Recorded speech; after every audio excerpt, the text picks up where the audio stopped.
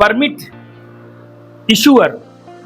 Issue करने वाले का क्या रिस्पॉन्सिबिलिटी होना चाहिए कि परमिट इशू करने वाला ऑथराइज पर्सन होना चाहिए, प्लस सफिशिएंट सीनियरिटी होना चाहिए उसके पास, और अथॉरिटी भी होना चाहिए कि हर काम के बारे में उसे सारा नॉलेज होना चाहिए। वैसा आदमी परमिट इशूअर बनता है।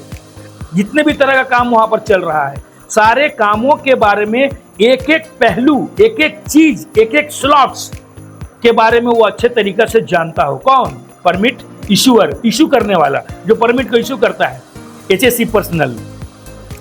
तो वो उसकी रिस्पॉन्सिबिलिटी है, और वो इसके लिए भी रिस्पॉन्सिबल है कि वो जिस जगह का परमिट पास कर रहा है उस जगह को किस तरह से वो परमिट दे। जैसे वहां पर कंस्ट्रक्शन क्या हो रहा है, किस कंस्ट्रक्शन के हिसाब से किस तरह का प्रिकॉशन दे, वहां पर किस तरह का एक्टिविटीज चल रहा है, उस एक्टिविटीज के हिसाब से वो सारा प्रिकॉशन दे, किस तरह का इक्विपमेंट्स, मशीन ये सारा यूज कर रहा है, उस तरह से वहां पर कौन कौन से फॉरमैन, सुपरवाइजर, इंजीनियर, मैनेजर काम कर रहे हैं, उनकी कैसी एटीट्यूड है, उसके अनुसार वो सारा प्रिकॉशनरी मेजर्स दे। ये सारा एचएससी अथॉरिटी की रिस्पॉन्सिबिलिटी है। तो ये अथॉरिटी वो निभाते हैं, और इसके अलावा भी वो इसके लिए भी रिस्पॉन्सिबल है कि परमिट में जो इंचार्ज है वो इंचार्ज किसी कॉन्ट्रैक्टर का होना चाहिए, या किसी सब कॉन्ट्रैक्टर का, या किसी क्लाइंट का ही होना चाहिए, नहीं तो आप उस परमिट को पास नहीं कर सकते।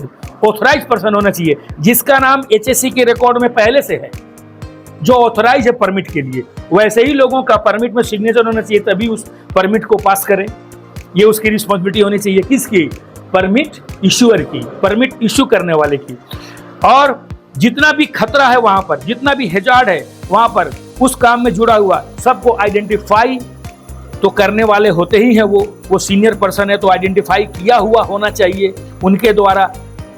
एज इन प्रेजेंट टाइम, माने इस प्रेजेंट टाइम में, क्योंकि वो अभी तो परमिट सेक्शन में है ना, तो अब यहाँ का परमिट सेक्शन का सेफ्टी जा करके सारा रिपोर्ट उनको देता है अभी प्रेजेंट का, उस हिसाब से वो प्रिकॉशनरी मेजर्स उसमें डालते हैं। तो इस तरह से डालना चाहिए। जितना भी प्रिकॉशनरी मेजर्स है वहाँ पर इम्प्लीमेंट हो रहा है कि नहीं हो रहा है, कैसे होगा, कैसे आइसोलेशन होगा, काम स्टार्ट है या काम कंप्लीट नहीं हुआ है, तब तक सारा चीज जो है उसमें इम्प्लीमेंटेशन करवाते रहना है। जितना भी आदमी वहां पर काम कर रहा है वो आदमी इफेक्टेड अगर होगा आपके उस काम के प्रिकॉशनरी मेजर से, या प्रिकॉशनरी मेजर्स नहीं इस्तेमाल करने से उन लोगों के लिए, तो उनको आपको अपने काम में होने वाले खतरे के बारे में भी बताते रहना होगा, और बताने के बाद उनको उससे बचाने के लिए आपको जो प्रिकॉशनरी मेजर्स है उसको भी लेते रहना होगा। ये एचएससी पर्सनल की रिस्पॉन्सिबिलिटी है कि वो परमिट में इस चीज़ को इम्प्लीमेंट करे, जिससे कि सुपरवाइजर इसको साइट पर इम्प्लीमेंट करे और सेफ्टी इसको इम्प्लीमेंट करे। ये उसकी रिस्पॉन्सिबिलिटी है। और जितना भी परमिट है उस परमिट में इफेक्टिव अरेंजमेंट क्या क्या करना है आपको, वर्कर के लिए, वर्क साइट के लिए क्या क्या आपको चेक करना है, काम स्टार्ट होने से पहले और काम खत्म होने तक, ये सारा रिस्पॉन्सिबिलिटीज जो है आपका परमिट इशूअर उसमें देता है। उसी हिसाब से सुपरवाइजर और सेफ्टी उसको साइट पर इम्प्लीमेंटेशन करता है। और जितना भी टाइम आपको वहाँ पर देना है, काम का जो परमिट का टाइम होगा उतना टाइम आपको सुपरवाइजर को भी देना है, वर्कर को भी देना है, सेफ्टी को भी देना है, सभी को देना है। उसी हिसाब से उसमें सारा प्रिकॉशनरी मेजर्स दिया हो, और जो भी सुपरवाइजर है, जो भी सेफ्टी है, वो बीच बीच में अपने एरिया का आ करके बराबर इन्वेस्टिगेशन करता रहे, जिससे कि जो भी चीज परमिट में हमने डाला है वो सारा चीज फील्ड में इंप्लीमेंट हो रहा है कि नहीं हो रहा है, इसको चेक करते रहे। तभी जाके परमिट सही होगा और परमिट इशू करने का सही उद्देश्य पूरा होगा। अदरवाइज परमिट में आपने कुछ लिख दिया, काम कुछ हो रहा है, इंप्लीमेंट कुछ हो नहीं रहा है, तो ऐसे आपका उद्देश्य पूरा नहीं होता है। सिर्फ परमिट में प्रिकॉशनरी मेजर्स देने से नहीं होता है, आपको फील्ड में उसको इंप्लीमेंट करना है।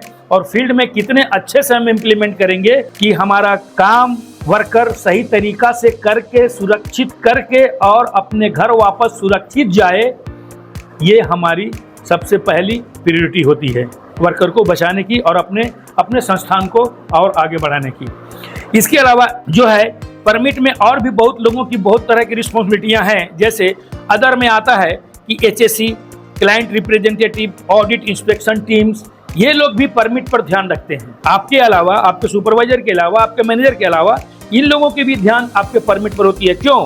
HSC जो होता है, HSC जैसे कि आप अगर किसी कॉन्ट्रैक्टर में हैं या सब कॉन्ट्रैक्टर में हैं, तो आप जिस जगह पे हैं, जिस लेवल पे हैं, उस लेवल से ऊपर जो भी आदमी काम करता है वो अपने नीचे लेवल के सभी के परमिट को चेक कर सकता है। जैसे रिप्रेजेंटेटिव को हम लोग किसको बोलते हैं? जो हमारा क्लाइंट है उसका एक भी आदमी, जो फोरमैन हो या सुपरवाइजर हो या चार्जेंट हो, हमारे क्लाइंट का चार्जेंट भी जो है हमारे लिए क्या है? रिप्रेजेंटेटिव है और हमारा बॉस है।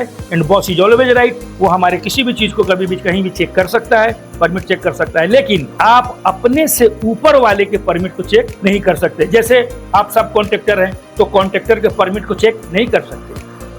आप अगर कॉन्ट्रैक्टर हैं तो क्लाइंट के परमिट को चेक नहीं कर सकते। यानी कि आप जिस पोजीशन में हैं उससे नीचे जितने भी आपके अंडर में लोग काम करते हैं, आपके कंस्ट्रक्शन एरिया में काम करते हैं, आपको सभी के परमिट को चेक करने की अथॉरिटी है, लेकिन अपने से ऊपर वाले लोगों के परमिट को चेक करने की अथॉरिटी आपको नहीं है। क्योंकि हम लोग बॉस को, अगर बॉस का कोई भी चीज चेक करेंगे तो उसको अच्छा नहीं लगेगा ना। आप अपने गार्जियन को बार बार अगर कोई चीज का ये करते हैं तो आपको अच्छा लगेगा?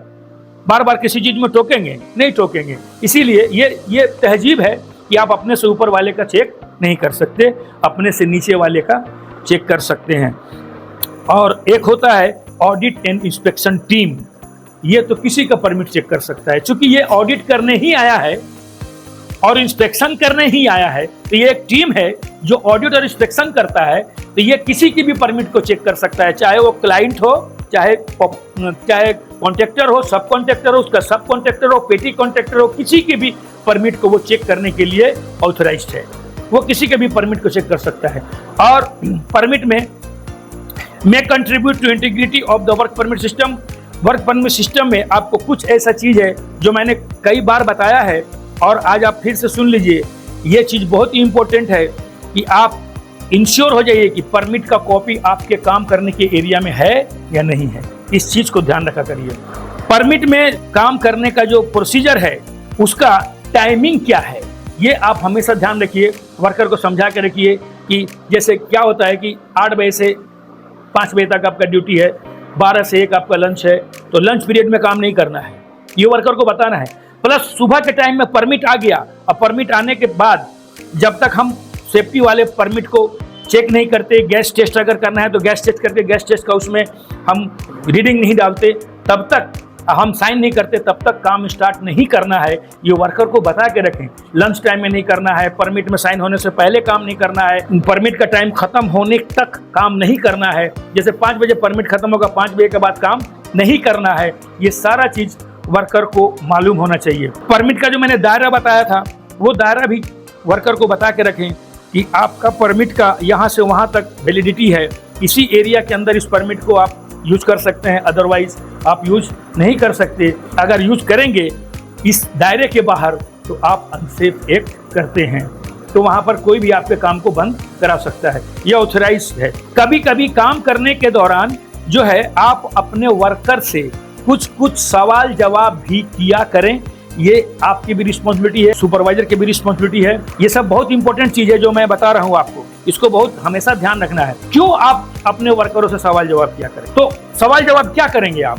हम लोग काम से रिलेटेड सवाल जवाब करेंगे। कभी परमिट के बारे में पूछेंगे, कभी उसके पीपीज के बारे में पूछेंगे, किसी से हम उस परमिट के वर्क प्रोसीजर के बारे में पूछेंगे, कभी किसी वर्कर से वहां के इन्वायरमेंट के बारे में पूछेंगे। मतलब हर टॉपिक्स पर, हर स्लॉट्स पर हम लोगों से कुछ जानकारियां लेते रहेंगे कि मैं जो रोज लोगों को टूल बॉक्स देता हूं, उस टूल बॉक्स के आधार पे हमारा वर्कर कितना टैलेंट आया उसमें, और टैलेंट आने के बाद भी उसके अंदर बोलने की जो क्षमता है वो क्षमता बढ़ी या नहीं बढ़ी। क्योंकि क्लाइंट अगर इसी बात को पूछ ले, अगर वो ना बताए, तो ये भी एक शंका का विषय है कि वो जो है क्लाइंट सोचता है कि यहाँ का जो सेफ्टी है वो सही से अपने वर्कर को टूल बॉक्स नहीं दे रहा है, नहीं समझा पा रहा है। तो ये कि आपके टैलेंट पर भी क्या लगता है कि शक होता है। तो ये चीज आप अगर हमेशा करते रहेंगे, और कोई अगर वर्कर बताता है तो ठीक, अगर कुछ गलत बताता है तो समझाइए, अगर नहीं बताता है तो उसको बताने के लिए बोलिए कि इस चीज को तुम जानते हो कि नहीं जानते हो,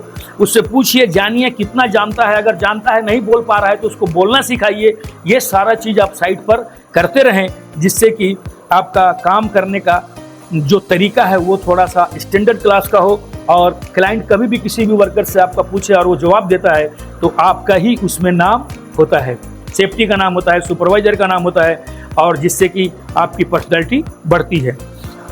और याद रखिए कि जो हम परमिट आपको कहते हैं कि रोज परमिट को 2 बार 3 बार चेक किया करो, क्या फर्क पड़ता है? हम उसी एरिया में दिन भर घूमते हैं, 2 बार 3 बार चेक कर लेंगे तो क्या फर्क पड़ता है? इससे क्या होता है कि आपके परमिट में से कोई भी डॉक्यूमेंटेशन इधर उधर नहीं होना चाहिए। हर चीज सही तरीके से परमिट में संलग्न होना चाहिए, अटैच्ड होना चाहिए। जो संलग्नक है वो संलग्नक उसमें लगा हुआ है कि नहीं लगा हुआ है, ये आप बार बार चेक करते रहते हैं। इससे किसी भी तरह का कोई उसमें से कोई डॉक्यूमेंटेशन निकालने और हटाने का कोई प्रयास भी नहीं करेगा। इसीलिए आपको दिन भर में 2 से 4 बार परमिट को चेक करते रहना है, जिससे कि आपको ये पता चलता रहे कि आपके परमिट में जो भी डॉक्यूमेंटेशन है, जैसे MSDS है, वर्क प्रोसीजर है, JSA है ना, टूल बॉक्स पेपर है, आज का आपका अटेंडेंस सीट है, आज का आपका ये गैस टेस्ट चार्ट है, ये सारा चीज़ को आप बार बार चेक करते रहिए, जिससे कि आपको अपने काम के प्रति ज़्यादा कॉन्फिडेंस पैदा हो और अपने वर्कर को भी उस कॉन्फिडेंस के अंदर आप ला के काम को सही तरीक़ा से करा सकें। और याद रखें कि परमिट बार बार चेक करना आपको तब तक बर्डन लगता है जब तक कि आपके एरिया में कोई एक्सीडेंट नहीं होता। अगर एक्सीडेंट हो जाता है और परमिट आपको क्लीन चिट दे देता है कि you are the most important person for that permits, you are the implemented everything in every time, तब आपके पर्सनालिटी पर ये बात आती है कि आप जो है अपने काम को बखूबी अच्छे तरीके से निभाया है और वर्कर को अपने आप ने सुरक्षा दिया है। ये परमिट आपको क्लीन चिट देता है और जिससे कि आपके ऊपर जो सवाल होने थे वो आपसे नहीं होते, जिससे कि आपकी पर्सनैलिटी बढ़ती है और आप अपने साइट पर अच्छे से काम करा सकते हैं। तो इस तरह से आप जो है काम कराते हैं अगर अपने साइट पर अपने परमिट को बार बार चेक करते हैं, जिससे कि आपको बार बार चेक करने से क्या होता है कि बार बार आप MSDS भी देखते हैं, JSA भी देखते हैं, JSA भी देखते हैं, वर्क प्रोसीजर भी देखते हैं, तो ये सारा चीज़ आपके माइंड में बैठता हुआ चला जाता है, जिससे कि आप जितना लोगों को बताते हैं रोज़ कुछ नया चीज़ भी आपको इम्प्लीमेंट करना है और परमिट को रोज़ दिन भर में 2 से 3 बार 4 बार चेक करना है, जिससे कि आप सही तरीक़ा से काम को करा सकें और सही गोल विदाउट एक्सीडेंट करके आप अपने कंपनी को आगे बढ़ा सकें।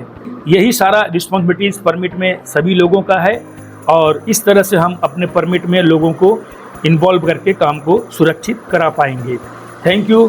Techno institute of technical training, आपकी उड़ान ही हमारी पहचान। अगर आप में हुनर है तो ही आपकी कदर है और युवाओं को हुनरमंद बनाने की हर संभव कोशिश techno institute of technical training के द्वारा जारी है। तो करिए अपने उज्जवल भविष्य की तैयारी techno institute of technical training के साथ। इस ट्रेनिंग इंस्टीट्यूट में बहुत सारे शॉर्ट टर्म सर्टिफाइड ट्रेनिंग कराए जाते हैं, जैसे कि PLC एंड SCADA प्रोग्रामिंग,